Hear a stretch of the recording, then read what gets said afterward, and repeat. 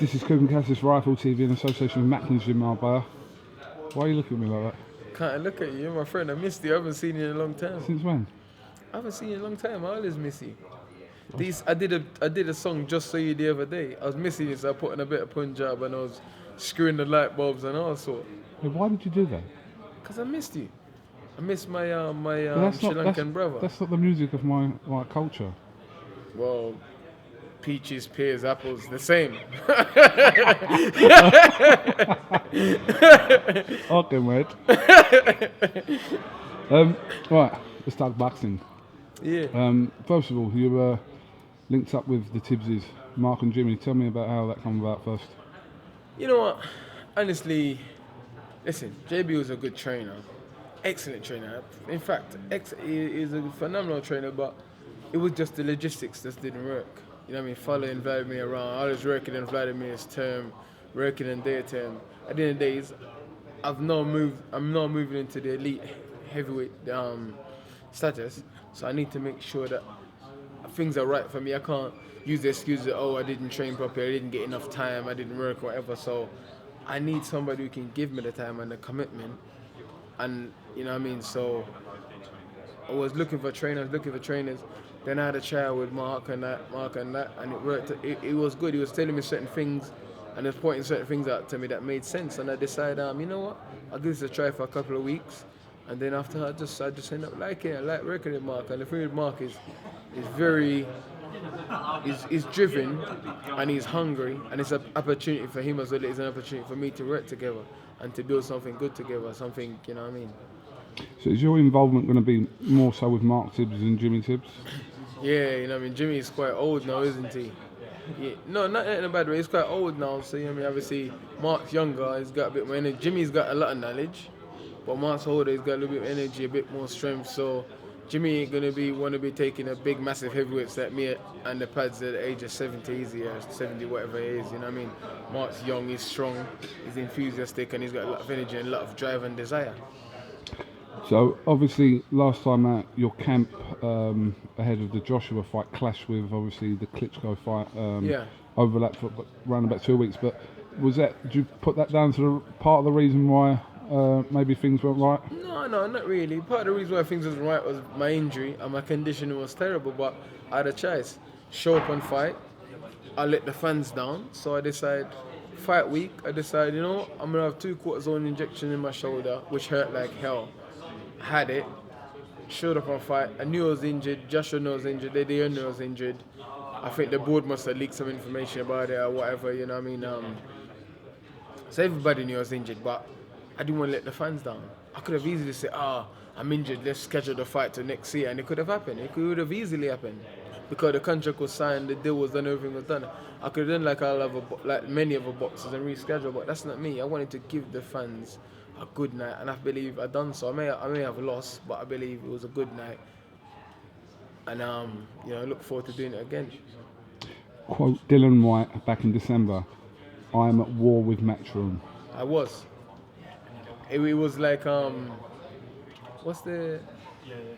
It was like I can't think of a term now, but I'll get back to you for the interview's finished. But I was at war with that's how I am. I mean, obviously, I wasn't going to be fighting Joshua and be playing pally with Eddie Hearn because Eddie Hearn was Joshua, man, and he wanted Joshua to win. So obviously, I was at war with him as well as I was with Joshua. So obviously, but we did good business, though. Me and Eddie Hearn did good business, and we always kept it respectable. So that's what led to this decision now. In the heat of battle, we still had respect and we still dealt with each other fairly. Prices and everything was agreed good. Everything was done good, so, you know. So you've committed yourself to a 5-fight deal with Matchoom on Sky Sports. You start on June the 25th on the undercard of Joshua in Brazil. You'll face the French heavyweight champion. This is a good fight coming back to you. You know what I mean? Like what's his name? Cyril Leonot, whatever his name is. But I didn't want to come back to a complete easy walk-over fight. Like I said, I'd never wanted to do that. So it's a good fight. It's a tough fight. The fella hasn't lost in 6 years. He's IBF Mediterranean champion. He's French heavyweight champion. He's number 2 ranked, but just below Johan Dupas. So You know what I mean? Eddie showed him to me and straight away said, yeah, I'll have some of that. You know what I mean? He's a guy that comes forward, he's a big dude, and he's aggressive, so he should make for a good scrap. So obviously the main target for you initially now is to capture the British title. Yeah, British title and climb the ranks. There's talk of that being potentially against Dave Allen later on in the year. Is that Dave right? who? Allen, the White Rhino. What? I ain't never seen a White Rhino before. The White Rhino, Dave Allen. You know him? Oh yeah, the geezer that boxed Jason Gavin. That's the one, yeah. And struggled with Jason Gavin. Who had an Achilles injury and been knocked out 1,000 times. Dave Allen anyway, but listen, you want that British title, so whoever it is in front of you, that'll have... Listen, I told Dave Allen, you just need to scream my name. He keeps screaming my name. You don't need to scream my name. I told him, listen, if he wants to fight me that bad, we don't have to wait till the British title's on the line. And, you know, I'll have a straightener with him. Guys like Dave Allen, I'll bash up on a Saturday night out. You know what I mean? You know, I don't know why does he keep screaming my name. I told him, you don't need to scream my name. All you have to do is speak to Eddie. Eddie will sort the contract out. He will send the paperwork to me. If the money is right, I'll smash your head in. Fair enough. Simple as, you know, you don't need to keep shouting my name, screaming my name. No, you don't need to scream my name. You know what I mean? But he just needs to be careful what he does, because when I come, I will come to hurt him, and I will try and hurt him badly as well. Where do you see the 5th fight in this 5-fight deal? Where would you ideally want that to be? What do you want that to be? Hopefully it's Joseph Parker December. Yeah? Yeah. What did you make of Parker's win over Takam? He done all right. He done well. But he seemed to be struggled with Takam a bit, and Takam didn't really want it. Takam just was one pace all the way through. He couldn't pull the trigger. He couldn't put his foot on the gas. He couldn't put his foot. He couldn't put his foot on the gas. He couldn't put his foot on the gas. And I thought that Parker could have stopped him if he wanted to. If he wanted to go for it, I thought that he could have stopped him. Did you see anything in Joseph Parker, or what you've seen in his career that... His defense is terrible. He's got quick hands, but his defense is terrible. But did you see anything there that could potentially trouble Anthony Joshua, who is now mandatory for the IBF? No way. No way. Listen, he's got quick hands. If Carlos Takam was tagging him like that, Joshua wasn't been watching that fight thinking, oh my gosh, I can't wait to get over the 25th and face this guy. You know what I mean? Because it is a credible fight for Joshua. He's undefeated and he's knocking people out. But it's an easy fight for Joshua. It's an easy fight. Joseph Parker's head is just, he throws his punches, then his head's just there. That's why Takam was tagging him left, right and centre. So if he fight any one of the top guys in the UK, he's going to get banged out. Would you believe that Parker would risk his mandatory position with the IBF by fighting someone like you? His trainer doesn't respect me. I think that I'm an easy fight, so why shouldn't they? Before the Joshua fight, they say I would get knocked out in 1 or 2 rounds, and it's an easy fight, you know? Just going back to the weekend just gone, you were, you alright? Yeah. Sorry, go on. It's alright. You were vocal about David Haye's performance and his opponent on Saturday. Yeah. Weren't left impressed, Dylan? Say again? You weren't left impressed? Oh no. Eamon. Yes. Start that up for me, please. Yeah, sorry, go on. You alright? Yeah, sorry, go on. Yeah. David Haye. David Haye was terrible. His opponent. Listen, David Haye looked old and he looked slow, looked a bit overweight, and I believed, like I've said from the start, the Cobra is terrible. I don't even know why they even call him. He's not even worth to be called a snake, because at least I call him the corn snake, but at least the corn snake actually hunt and kills his prey to eat. That geezer is like, he should be called the rubber snake.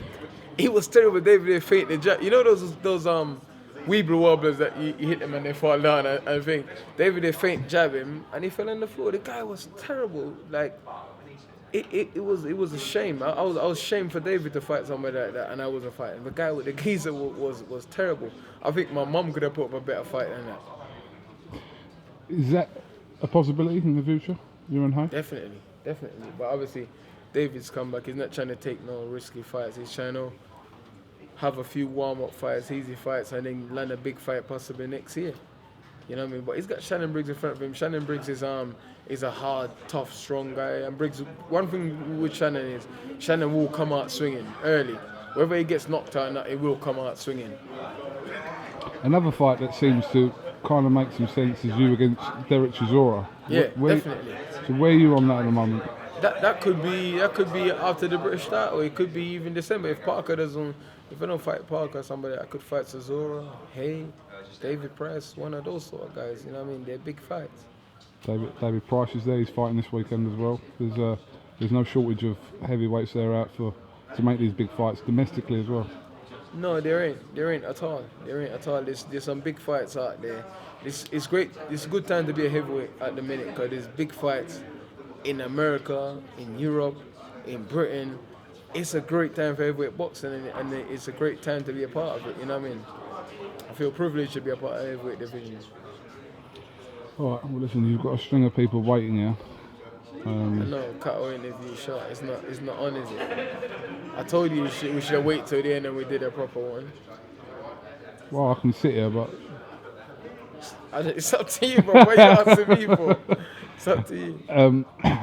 But all in all, like I said, things are looking positive for you moving forward in your career, and like I said, you're on Sky Sports now for the foreseeable future with Matchoom, so all looking good for you. Thanks, man. You know what I mean? Thanks for the support over the years, man. You know, IFL TV has been there most of the journey. You guys is become celebrities now. Even though you bitch at us on Twitter sometimes. No, I don't bitch at you on Twitter. Yeah, you have. I just show you a bit of love, and then you take it the wrong way. That in love. What? I'm not even talking about that. I'm talking about it in the build-up to the Joshua fight. No, you're a bit of a Joshua fan, though, in all honesty. I'm a Joshua fan, yeah. Yeah, that's what I'm saying. I'm a Dillian Whyte fan as well. How about that? No. How about that? No, it's 80-20. You're 80% Joshua fan, 20% Dillian Whyte fan. But it's cool, I know that. Listen, I ain't got a problem with that. It's all right. That's why I do a lot of interviews with James, because James. I'm a 5% right. Dave Allen fan in the middle of that as well. Dave Allen's. Okay. You know, I'm getting a little bit in the fight mood, so I don't want to say stuff on camera that I'm gonna regret actually. So it's all right. We'll talk about Dave Allen after the fight, when I'm a little bit more happier. All right. Okay. All right. Are you okay? Yeah, I'm good. You seem like you're really preoccupied. I am. You are. Barber appointment? Huh? Barber appointment? Richard, there's no fluff in my hair. Is there any fluff in there? The pyramid. The fuck are you on about, pyramid? That's what Elder says. Blame Elder. Elder is high. He's high in life. He is. Dylan, thanks for joining to iFall TV, and listen, we'll catch up with you sooner rather than later. Always a pleasure, bruv. Cheers. Thank you very much. Couldn't catch us. Dylan Whyte, iFall TV.